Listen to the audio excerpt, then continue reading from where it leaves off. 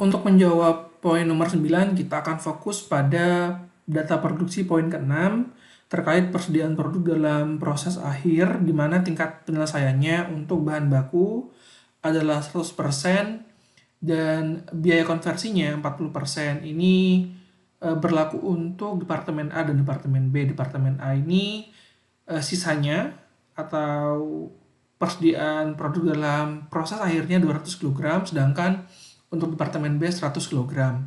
Dari sini kita bisa melakukan perhitungan berapa harga pokok taksiran persediaan produk yang masih ada pada akhir periode untuk Departemen A dan Departemen B.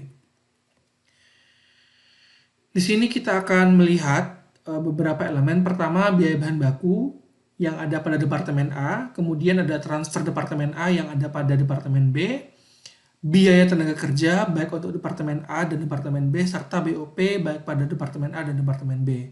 Di sini untuk mencari sisa persediaan pada akhir atau nilai persediaan pada akhir proses, kita perlu mengalihkan nilai persediaannya dikalikan persentase penyelesaian dikalikan dengan biaya taksiran. Untuk bahan baku, di sini Departemen A punya 200 kg, sisa dikalikan penyelesaian bahan baku 100% dikalikan dengan harga taksiran atau biaya taksiran bahan baku. Itu ada di sini, ya, di tabel paling atas di soal PT Eliona. Tinggal kita kalikan, ketemu 60.000 rupiah. Untuk transfer Departemen A, itu karena berada pada Departemen B, maka nilai sisanya adalah, atau nilai persediaannya adalah 100 kg dikalikan penyelesaian, 100% dikalikan nilai biayanya, biaya taksirannya. Untuk Departemen A 674,5. Ketemu 67.450.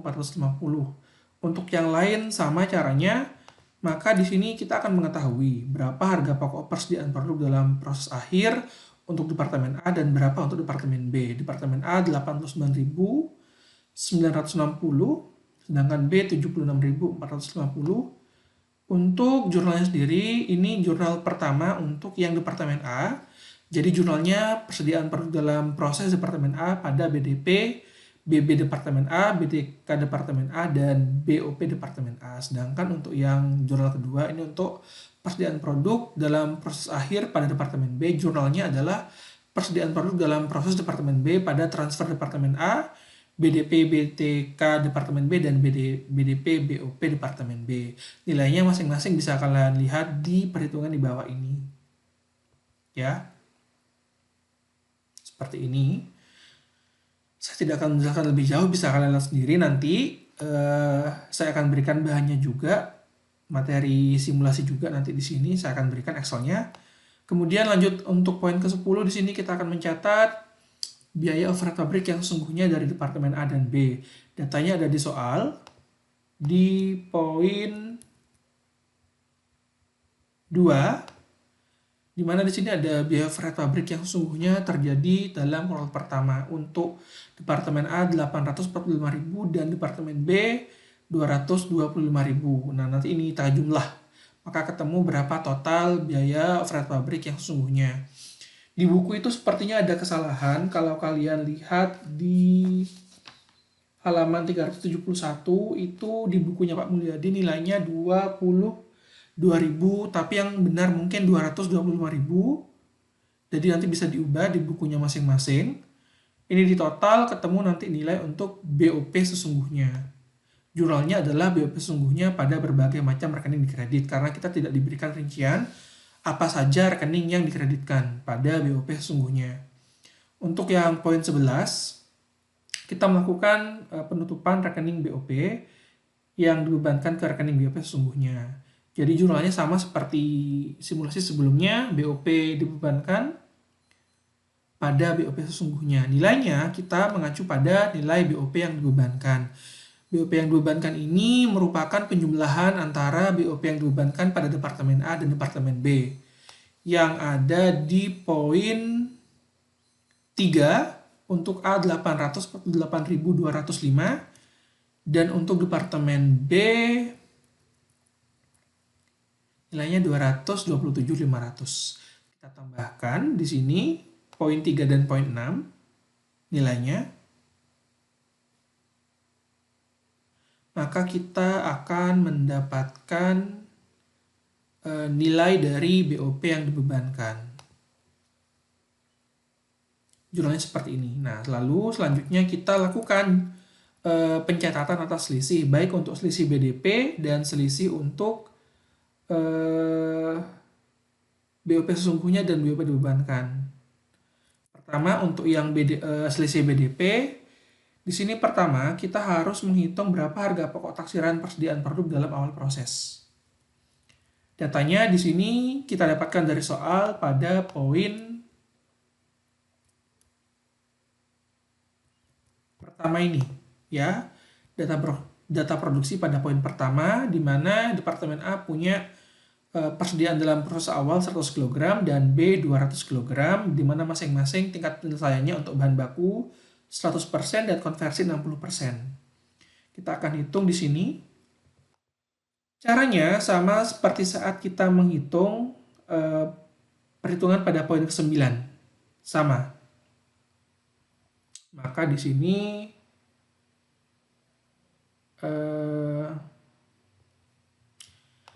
saya berikan contoh untuk bahan baku, itu kan tadi 100 kg ya, kita kalikan dengan persentase penyelesaian bahan baku 100% dikalikan dengan biaya taksiran bahan baku Rp300. Maka ketemu 30.000. Untuk yang lain caranya sama. Kita tinggal cari sendiri, tinggal hitung sendiri. Data ini akan kita masukkan untuk mencari selisih. Nah, setelah kita mengetahui berapa harga pokok taksiran, persediaan produk dalam proses, kita juga perlu mencari elemen-elemen yang melekat untuk BDP, BBB Departemen A, BDP, BTK Departemen A, BDP, BOP Departemen A, kemudian transfer Departemen A, BDP, BTK Departemen B, dan BDP, BOP Departemen B. Itu harus kita cari semua. Saya sudah memberikan blok warna di sini, jadi kita tinggal masukkan saja. Nanti kalau kita sudah menemukan yang sejenis, kita tinggal masukkan ke dalam buku besarnya. Untuk buku besarnya saya letakkan di sini. Di sheet selanjutnya, selisih BDP simulasi kasus 2. Saya berikan contoh untuk yang barang dalam proses biaya bahan baku Departemen A atau BDP BBB Departemen A. Jadi di sini kita lihat dulu, kita punya persediaan awal ya, yang sudah kita hitung barusan untuk poin 12. Nilainya 30.000, kita masukkan ke dalam sini. Buku besarnya. Di sebelah debit ya ini ya.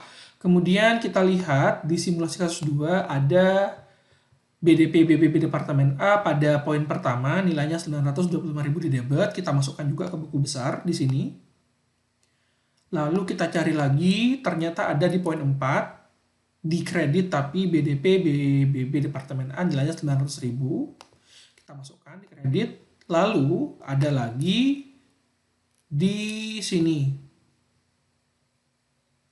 Di poin 9, ini untuk menghitung produk dalam proses akhir, BDP BBB Departemen A nilainya 60.000 di kredit, kita masukkan. Lalu kita total. Di sini ternyata untuk di sisi debit kita punya nilai sebesar 955.000, sedangkan untuk yang kredit nilainya 960.000. Di sini ada selisih. Nah, selisih ini yang akan kita masukkan untuk menyeimbangkan posisi debit dan kredit. Karena posisi kredit lebih rendah daripada, karena posisi debit lebih rendah dibandingkan posisi kredit nilainya, karena itu selisihnya kita tempatkan di sisi debit. Nilainya didapatkan dari sisi yang lebih besar, entah debit atau kredit, dikurangi sisi yang lebih kecil, entah debit atau kredit. Di sini kasusnya ternyata kredit lebih besar dibandingkan debit, maka kredit dikurangi debit ketemu 5.000, 5.000 ditempatkan pada sisi debit sehingga debit dan kredit nilainya sama, seperti ini. Untuk yang lain sama, untuk barang dalam proses biaya tenaga kerja Departemen A caranya sama, untuk yang BOP Departemen A juga sama, transfer Departemen A, BDP BTK Departemen B, dan BDP BOP Departemen B. Kebetulan untuk transfer Departemen A nilainya nihil, 0, maka tidak ada selisih di sini, sedangkan untuk yang lain di sini ada selisih ya.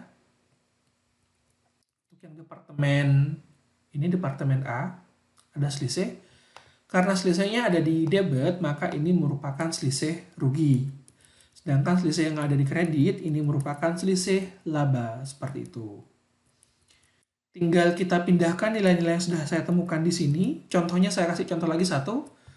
Di barang dalam proses biaya bahan baku departemen A, selisihnya 5.000 di sisi debit, selisih rugi, kita masukkan ke sini.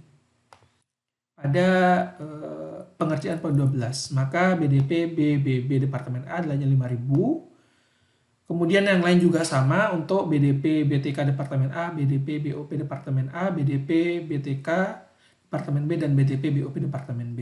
Seperti ini. Di sini mungkin nilainya akan beda ya antara debit dan kredit.